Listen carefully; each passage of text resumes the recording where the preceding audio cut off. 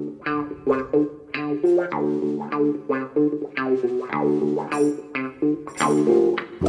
evening, sir. Good evening, good evening. And the voice that you can hear is Joe Morley of Morley's Coaching. And welcome to a chapter of my life. Joe, we're going to be talking about you, about your backstory, about your coaching. Firstly, though, you've just come back off holiday.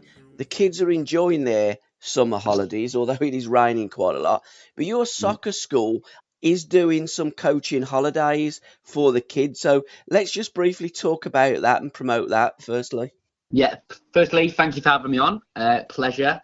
And yeah, we're doing, out of the 6 weeks holidays for the kids, we are doing 4 camps. 3 will be in Rugely, and then this year we're venturing over to Sutton.Coldfield in Warmley, and then 1 week will be in Sutton.Coldfield. And it's kind of just a week of football fun, really. It's 9 a.m. start, 3 p.m. finish. It's only £20 for the whole day. And then the kids just do like 7-a-side tournaments, crossbar challenges, penalty shootouts, anything you can imagine, they do it. And big presentation day, the last day. Everyone's loving life, having fun in the sun, kicking the ball around. It sounds absolutely fantastic. What week are you focusing? What week have you nailed down? And is it the same week for all 4 camps? And is it what? Sorry, mate. Is it the same week for all of your 4 camps? No, so we're doing in Rugely, we've got the 31st of July to the 4th of August. So that's next week. Yeah. We've got the 15th to the 18th of August. And then the 29th of August to the 1st of September. And then our Warmley one in Sutton.Coldfield is the 21st of August to the 25th of August, another week. So it pretty much goes throughout the school holidays for the kids. Yeah, pretty much, yeah. We've only got 2 weeks where we're not doing a camp, yeah. Fabulous. How many coaches have you got, or how many coaches will be coaching at those schools? Obviously, it depends on the numbers, but when we done our one in May, just gone, our May camp, that was our biggest ever camp. That was, we had nearly 100 kids, so we had like 10 coaches working all at once, yeah.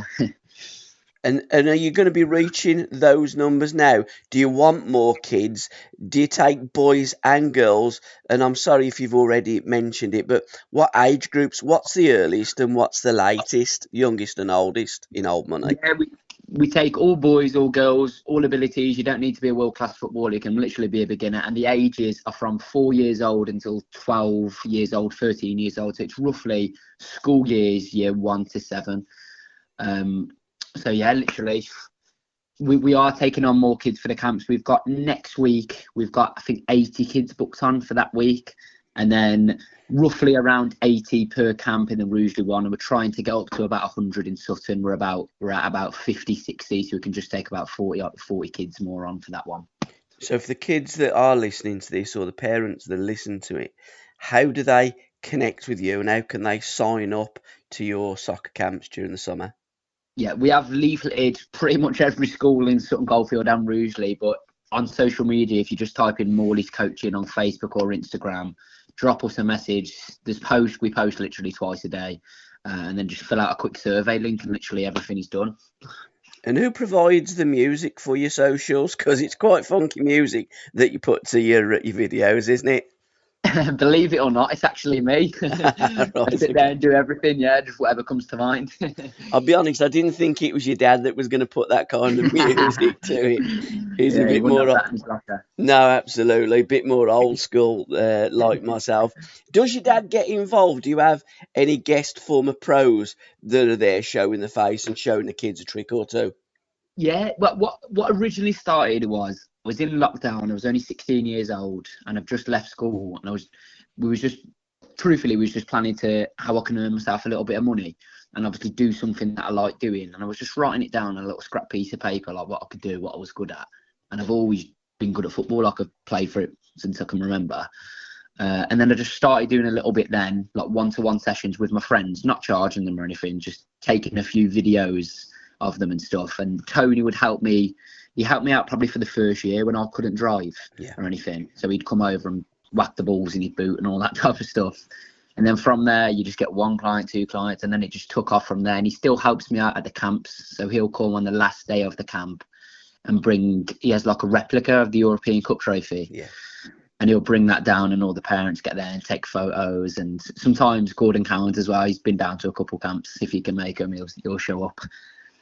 I mean, how lucky are the kids that not Yeah, no. only do they get to play football in the sun and get nice, good coaching and have fun, because the bottom line is football is all about fun and crossbar challenges and stuff like that. It's all Yeah. fun stuff. And the more that the kids enjoy it, the more that the kids have fun, the more that the kids will come back. But the icing on that cake is surely having a picture taken with the European Cup and meeting a legend of the game, because there's only one team in this area that's ever won the European Cup, and there's not that many English teams that have won it. So to have that connection is first class, isn't it? Yeah, it's crazy. When you get a lot of Villa fans are around near me. To be fair, around Yes. Rugely, and some of the kids, obviously the younger ones, are not going to know. But when their parents come and drop them off, and they're looking, and they're like, "You should know who he is. You should know." And they're all going, "Who's Tony? Who's Tony?"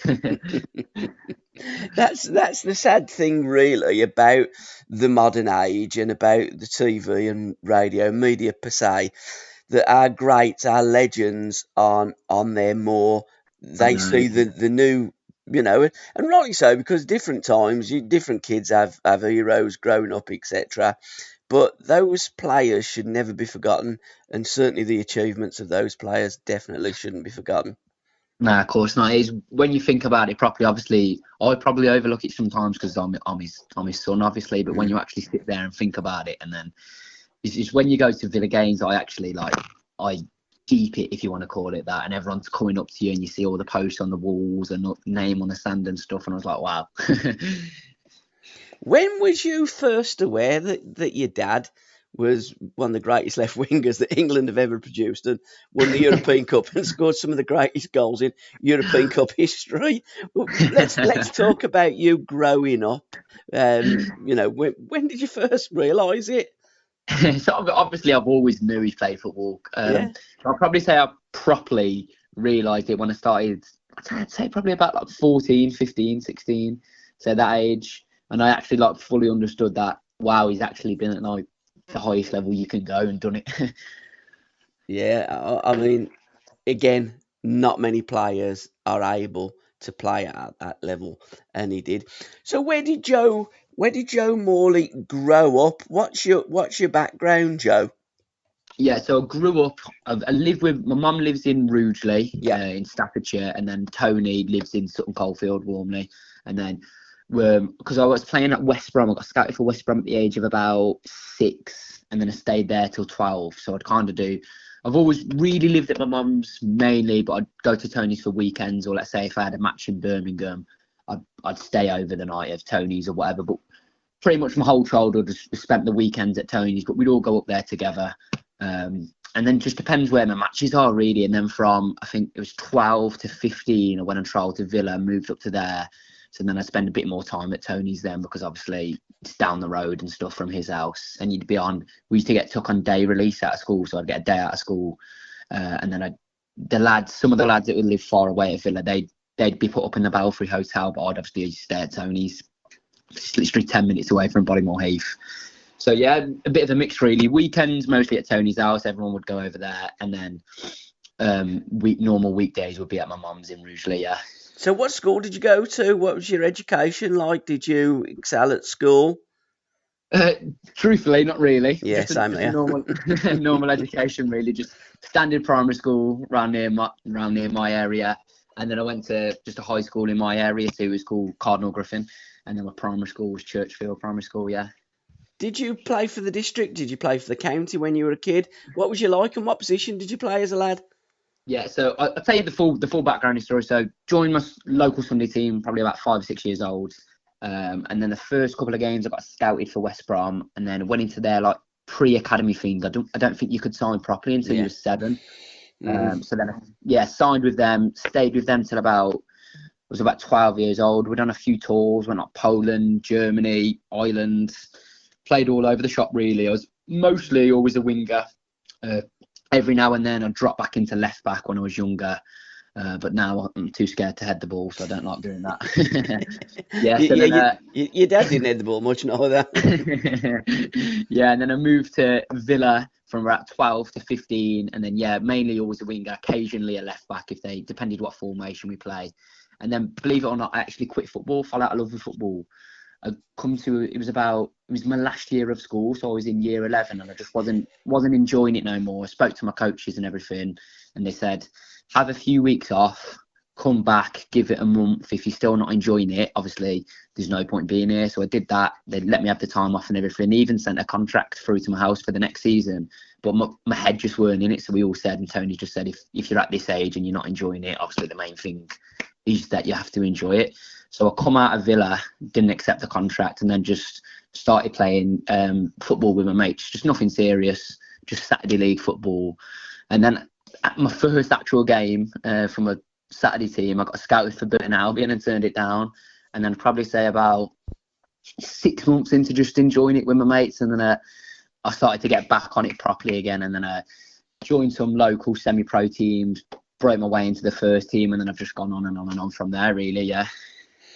So what was it like? How come you just fell out of love with the game? What's your story there? I think just because I was involved with academies at such a young age, from the age of 6 to 15, I think, and you go in there 4 times a week, and then you go home, you do replay analysis, they call it. So you have to like analyse your game and pick out which parts you're good at. You just that is all I knew. Do you know what I mean? So then when I got to about year 10, year 11, and all my mates are doing other things, I was like, oh, well, this is all new to me. All I've known all my life is just get in a car, go on the motorway for 2 hours, go training, come home, come back. I think I just needed like a little step out of it. Do you know what I mean? So that's all I've known. But then when I stepped out of it, give it a year, and I seen all these lads, because in my group it was like, like Louis Barry and Tommy O'Reilly and everyone, and I seen all these guys kicking it on. And obviously when I was their age, I was on their level, always in their team. So I'm like, Jesus, if they can do it, I know I can do it. So then obviously I'm back on it now. Now you're a bit older and you realise kind of what you had, you kind of appreciate it a little bit more. Do you think there's too much stress on kids? I mean, that what you've just described at an academy, that just seems really over the top. At the end of the day, it's just playing football and trying to score goals and stop the other team scoring. It is a simple game, isn't it, really? Just put the ball in the back of the net, yeah. 100%. There is definitely in free academies, because like I say, it's not just showing up for training once a week in a match. You're there 4 times a week. Then you'll have to go and do, they call it, I don't know what they call it in the academies nowadays, but like position specific sessions. So like wingers will go and do a specific one day, strikers, defenders. Then you go home and analyse it. At West Brom, we was doing fitness tests every 6 weeks. So they'd analyse how fast you can run. Do you know what a bleep test is? Yeah, unfortunately I do. My one lad used to play for 3Cs, and they used to do a bleep test quite often. I managed at Marston Green. I'd stick your bleep test up your jacksie. All you're doing is kicking a ball and playing football and honing your skills. It's football. I wanted to produce footballers, not athletes. That was the whole point. And we had to do that every 6 weeks. And then a couple of years ago, that actually got thrown out and was like, it's too much for the kids. Like you're testing them too much. But I think it's just the correlation of all that. And just last week, actually, because it's obviously off season now, I'd done this academy session. I trained this lad from Stoke. He's only 8 years old, and he comes to me every week. And he said, can a few of my friends come? He's like, some are a little bit younger, some are a little bit older. And I was like, yeah, that's fine, bring them along. So we've done like a group session. One of the lads was only 5 years old, and I said, who do you play for? He had a Man City kit on. I was like, do you support Man City? And he was like, no, I play for them. I was like, what do you mean?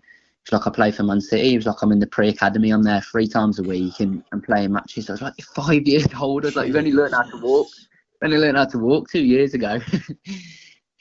It's unbelievable. It's quite mind blowing, isn't it? Crazy. The age that, I mean, I've got grandkids that are that age, and to think that they're going up and down. I mean, from Stoke to Manchester. Granted, it's not that far, but it's far enough. And to be playing football and having them stresses at that age is ridiculous. Who's your heroes growing up, Joe?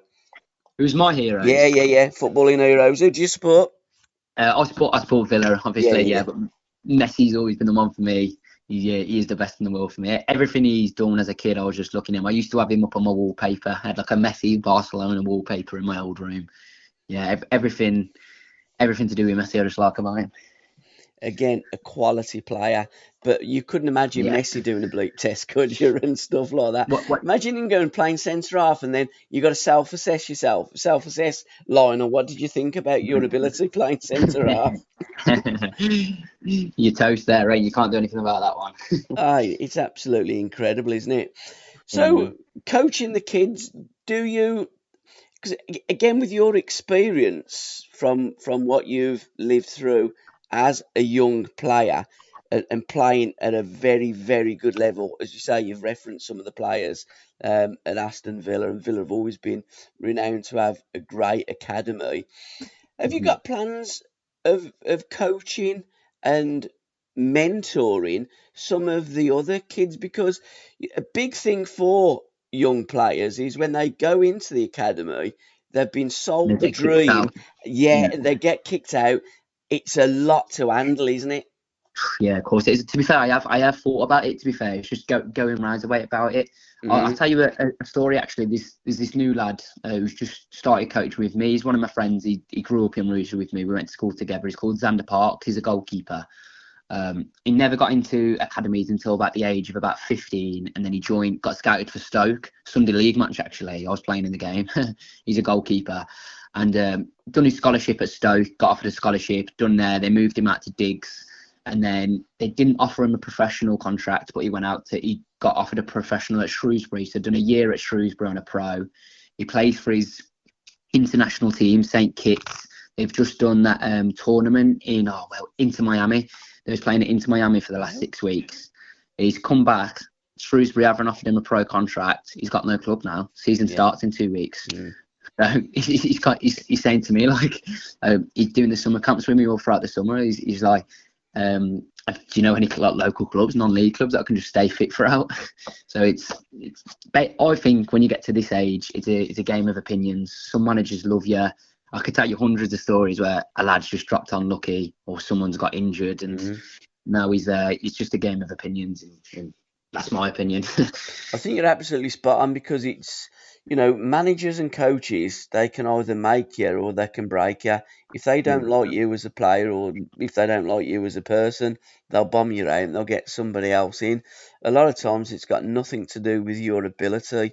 It's just sometimes if your face doesn't fit, that's it. And, there don't seem to be any aftercare as well. You come in at 5 years of age, like that little boy there at Man City. At 11 or 12, he might be bombed out, and there's just no aftercare. There's nothing. It's, see ya, there's the door, closed behind you, sort yourself out. That's never right, is it? Especially at a young age like that. Mm. You can't understand, but it's more lenient for older lads like 19, 20. Don't get me wrong, it still affect them. But when you're 9 or 10, and say if it's your boyhood club or anything that you've been playing for years, and they just go see you, and now you're back to kicking a ball on a park and a Sunday league pitch, you can see why some of these people are all claiming like mental health and everything, can't you? Absolutely. It's it is like it's like a cattle market, for the want of a better phrase, football. They do call it the beautiful game, but sadly, the beauty is taken out of the game many Yeah. times for youngsters that have been sold the dream. So apart from your summer schools, you do your coaching, you do one-to-one. Talk to Yeah. me about that. What's your Monday to Friday or Monday to Saturday?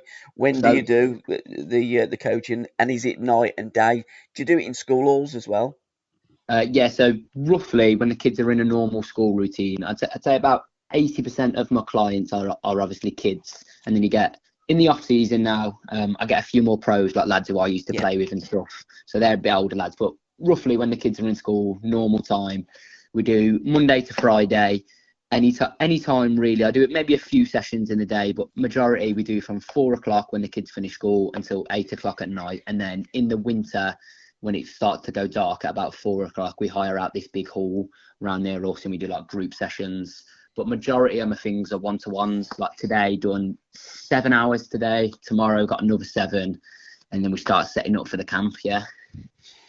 Now, you get players, do you get boys and girls coming and doing one-to-one sessions, or do you notice that it's just at this moment in time, the pros that are coming out, they're wanting a little bit extra work, don't they? Getting ready Yeah. for the new season that's starting. My lad does a bit of coaching as well, and he does that. He's got Yeah. our garage is full of like his stock, all his bits and pieces, his balls. How'd you go with that? Because there's a lot of setting up as well, Joe, isn't there? But that, to be honest, I love coaching. I couldn't think of a better job to do. The only thing I absolutely despise is getting all the stuff in and out of the van when it's cold and your fingers can barely set up the net and stuff. But yeah, boys and girls, all ages, all abilities, all positions. I've got like a specific goalkeeper coach as well. Two now that Xander's just come out of Shrewsbury. As of right now, I'd say probably about 4 or 5 pros a week, not that many. And it was actually majority of my clients was mostly boys up until the girls won the Euros last summer. And then since then, the amount I'm telling you, I'm almost competing. The girls are competing with the boys now, I'd say. And the girls do a lot of group sessions as well. I'd probably say I have about 10 girls that come for a one-on-one, and I'd probably say I have about 5 groups of girls too that come weekly. There's a club round near local to me, Rugely and Social, and they run a ladies team. And the person, her daughter, is Daisy. The mum, Becky, been really good to me. She promotes me and everything, gives the flyers out for me to all of her teams. She runs the girls team, so it's kind of word of mouth. As soon as one of the friends go, then they're like, "Oh, come along, I like it here." So yeah, the girls are competing with the boys. I'd like to see what's going on next year with that, actually. Yeah, I mean, in real terms, the boys will never compete with the girls, and conversely, the girls never compete with the boys. It is a completely different sport, really, almost. Mainly down to the size and the strength, etc., and the way that a boy can just ping the ball, especially when they reach pro level, ping it from one side of the pitch to the other, and that. And the girls, it's almost as though. Do you ever use the weighted ball? It used to be called football de salou. I think it's now called futsal. Do you introduce that into any of your sessions? Because that's great for your skills. Because you can't whack that ball. You have to pass it and caress it. What did you say? Sorry, Matt, I just lost you the last 2 seconds. Sorry, the futsal, the little weighted ball. And the girls, their game is based around a lot of skill side to it, because they haven't got that strength. And the girls can play with the boys till I think they reach about 14. Then they have to go and play on their own, don't they? But their game really has grown after this World Cup. Probably grow even more, hopefully. Oh, 100%. Yeah. So what I do, I have used the futsal ball for myself. We used to do futsal tournaments at West Brom and Villa, but for my personal training, I have little footballs, like really tiny footballs, and then tennis footballs as well. When I was, obviously, Tony taught me everything I know about coaching, and obviously he actually used to do sessions with me, just get a ball on a field, and we'd be there for hours just practicing this one thing. And his big one with me, he'd set up a little box, just 5-yard box, and he'd whack up a tennis ball as high as he can. And I'd have to control it, and I'd have to land back in that box. Because he used to say when he trained when he was a kid, he only ever used to use a golf ball or a tennis ball, believe it or not. And that's the reason why his toes are a little bit folded over now. But so yeah, when I don't use heavier footballs, I use really small ones and just get the control going and like whack a tennis ball up in the air, see how long they can keep it up for, little stuff like that. Now, I'm guessing that you don't get taught that at the coaching schools. Have you gone through your coaching badges? And I'm a firm believer that you don't need to. I think that the advice from former players that actually played it and have seen coaching from that highest level with great coaches that they've had over the years, I think that's more valuable than a piece of paper and all the rigmarole that surrounds, I'm guessing, a UEFA being a UEFA A licence.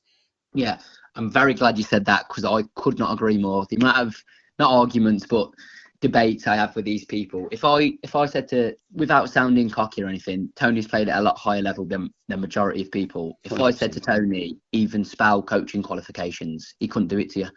Yeah. I have got just my FA level 1 and 2. I'm going to get my UEFA licence, but I know so many coaches around my area that's got all the badges to the name. And without being disrespectful, they can't even do 5 keepy uppies. No. So anyone who asks me about my obviously I've got my DBS and my insurance and first aid, obviously that stuff, you need that stuff. But anyone asks me, I say I've got my basic FA level 1 and 2, but I speak from experience. I actually know what I'm going on about. Unlike some of these people, there's this one round near me. No disrespect to him, he's a nice lad, lovely lad and everything. And he's a PT and he does nutrition plans and everything. But he's overweight. So no disrespect to him, lovely lad. I don't know how he's getting clients. It's like me just saying something like, "Oh, I'm doing golf lessons just because I can hit a ball." Like, 100% experience. And I've had, like, myself as well, working with coaches. There was this one coach when I just come out of Villa, and I started to get back into it properly. He was a semi-pro team. He had every single license you could think of. I didn't even know what some of the licenses he was naming, but the stuff he was saying, and I was just like, this isn't the way that you do it. You might be reading it from a book, and then my manager now, actually, so I've been at Chasetown all pre-season. Yeah.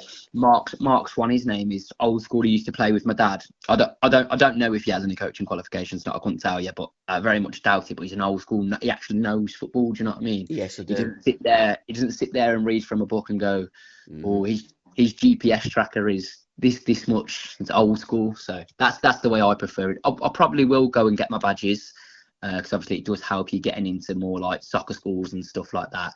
But I speak from experience and teach from experience, yeah. And I prefer the old analog to this digital format of today. I just think you can read all your books, you can do what you like with your books and your pieces of paper and that. To actually have done it and to learn from masters and to learn their craft, to pass down their experience of their playing days, I just think that is a badge of honour in itself. And those are the people that I would listen to, because again, you can show them something, can't you?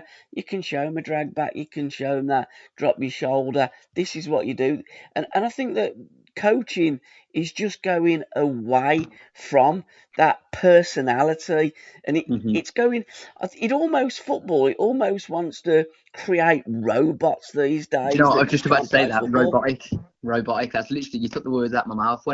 When I done my FA level 1 and 2 badges, and that's probably at the start of the year. And it was £160. You don't even have to go in anywhere and do a coaching session. So all it is, you pay your £160 on the FA website, and then it's like a 3-week thing. Every Saturday morning, you're on a call for an hour. You don't have to show your face. You don't have to unmute your camera.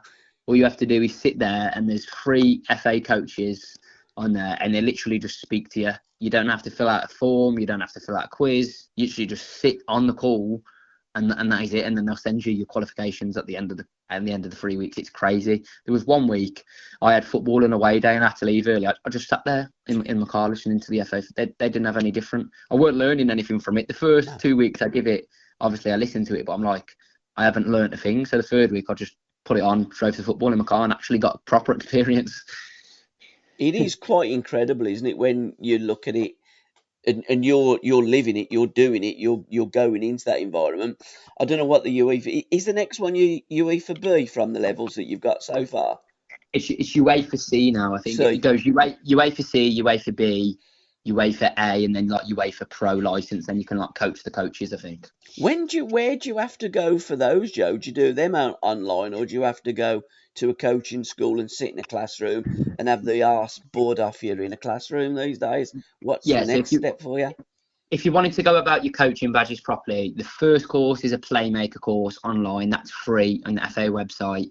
And then you go on to your FA level 1 and 2 badges, which is online, which I just spoke about. And then your rest, your UEFA, they start costing a bit more money. Then they're like at £500, £1,000. Then I think £5,000 for your last one. And then sometimes they're at St George's Park. Majority of the time they are. Other times, but you actually have to go in and learn from people then with your UEFA badges, yeah.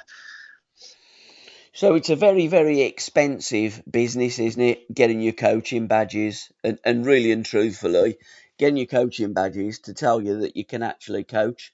And, you know, footballers, I don't know any footballer that says, I'm actually a football player. They just are natural born football players. And it's only passing down them skills. Quite incredible. So you mentioned Chasetown. You're there at the moment. What's it like up there? What was your pre-season like? Yeah, so I haven't officially signed with them for the upcoming season because I've been on a few trials here and there. Still going on a trial, but I finished last season with them. And the reason I'm doing pre-season with obviously it's really local to me, 20 minutes away. The manager's good and he knows Tony, but they run the socks off for you. Even though no one likes to run that much, it's so good for you. Like I say, he's really old school manager. I've been with managers this pre-season when I'm on trial and stuff. And you put them GPS trackers on you. If your heart rate's a bit too high, if you're in the red zone, they call it, you're not allowed to do certain runs. Our first pre-season back in June, he got us all in, and he said, "I don't believe in any of this GPS bollocks. I don't believe in this. You run and you run hard, and we've been up hill sprints and cannon chain. Horrible, absolutely horrible, but it's what you need." Absolutely, you need your fitness, and ball work as well. Doing the fitness with the ball is invaluable. So, what's next then for Joe Morley? Where do you want to be in 12 months' time, Joe? Playing football professionally or doing your coaching? What's on the horizon for you, mate? Yeah, always been my main goal for the last 3 years. Is always professional footballer. Just try and play as high as I can. But to be honest, when I first started out my coaching, I didn't think it'd get to where it is now. It's kind of like overlapping. The amount of I turn down just like certain training dates because I've got a big camp on or whatever. But 100%, my main goal is to become a professional footballer. Yeah, and then hopefully my aim with the business is to just get it running, so we can do the summer camps and occasionally I'll do like a one-on-one session. So that's my aim. 100% is to go professional now and then just keep the coaching running, but just not do it as frequently as I'm doing it now. I'm doing every day now, like 6 hours. So just not doing it as frequently, but still running it. Absolutely. So what's your website and how can people again hook up with you? Because again, there's some kids that like to look at your videos and can learn things by looking at. I ain't going to learn nothing from your music, Joe, but they are from your from your football. Yeah, absolutely everything. The Instagram, the Facebook, the TikTok, the website, everything is just Morley's Coaching. It's a red and white logo, big Morley's on it. You can't miss it. So yeah, absolutely everything is there. We upload videos, I'd say about once a day, to be honest. Yeah. All different ones, yeah. The kids all love the TikToks nowadays. They all love the TikToks. The parents are mostly on the Facebook. But yeah, absolutely everything, just Morley's Coaching, everything gets put on there. What tool do you find the best for you? TikTok, Twitter, Facebook, etc. What's again? I'm guessing different age groups, probably different tools.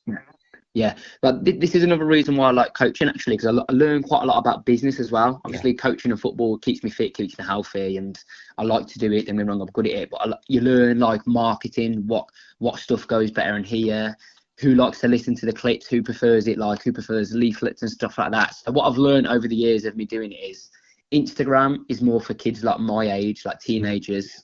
So they're like the pros. Facebook is more for the parents, the mums and dads. And then TikTok is for like the younger kids, like the little teenagers, like 9, 10, 11-year-olds. So you kind of have to adjust which post you do, like certain content on certain platforms, which is gonna like either engage the kids or show the parents that you're having fun, or like show the pros on Instagram that you're actually what you're going on about. So I like that aspect of it as well.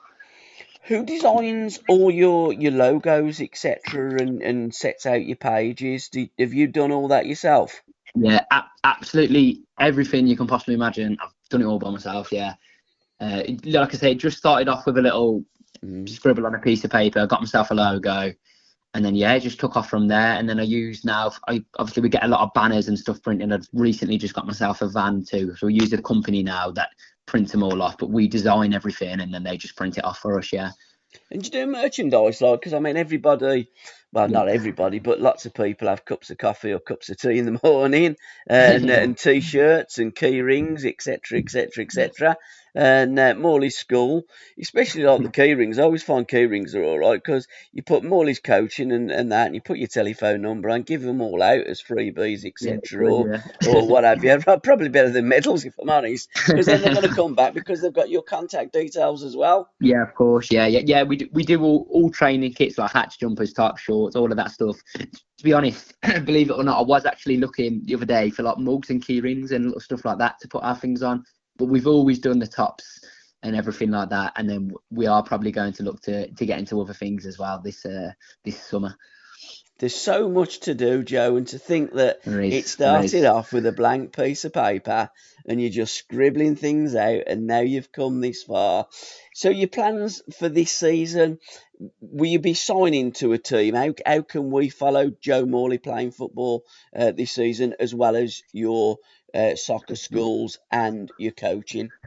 Yeah, so I've been on a few trials as well. I've had a few non-league clubs offer me, and then I've been at Lincoln as well. They're interested in bringing me back, and then I've just literally about 20 minutes ago been on the phone to Hereford, and they want me involved in a game on Saturday. So at the minute it's just juggling things. Yep. I don't want to annoy my manager at Chasetown. It's obviously great guy and everything, and all the lads there are good. But obviously you need to, if Lincoln and clubs like this, they're professional clubs, are calling you up, you can't turn down offers like that.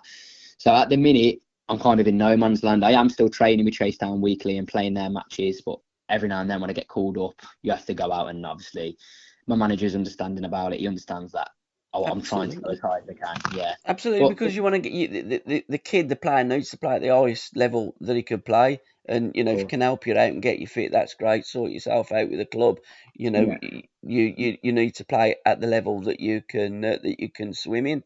Have you got an agent, Joe? Do you have agents at your level, or is it just all word of mouth?